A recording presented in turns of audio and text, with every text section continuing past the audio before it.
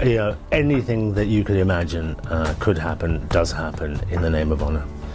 The most extreme examples are homicide, and we have perhaps 10 to 12 of those in the United Kingdom every year, which are honour-related. These young British women were murdered in a perverse attempt to restore family honour.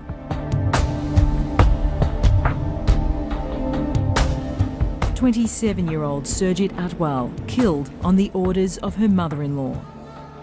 20-year-old Banaz Mahmood raped and strangled on the orders of her father and uncle. And 17-year-old Shafilia Ahmed suffocated by her parents.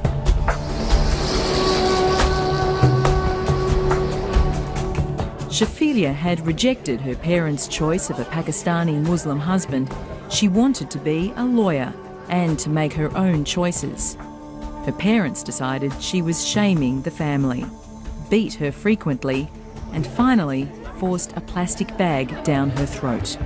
Her siblings were made to watch as a warning to them.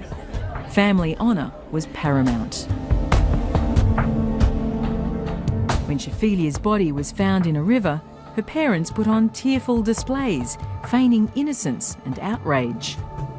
Years later, one of Shafilia's sisters smashed the parents' conspiracy by giving evidence against them, and they were sentenced to long jail terms. Shafilia's repeated pleas for help were ignored. Even a suicide attempt failed to convince police she was in desperate trouble.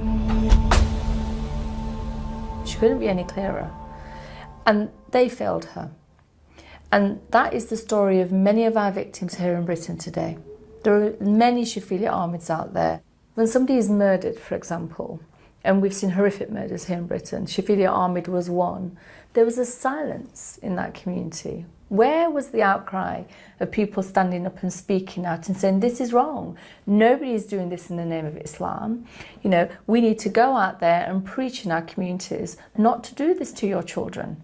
That doesn't exist. Who is being silent? Who is being silent? Who is being silent? The people within our communities that are being silent are those who commit these crimes, those who don't commit these crimes. So good people are turning a blind eye.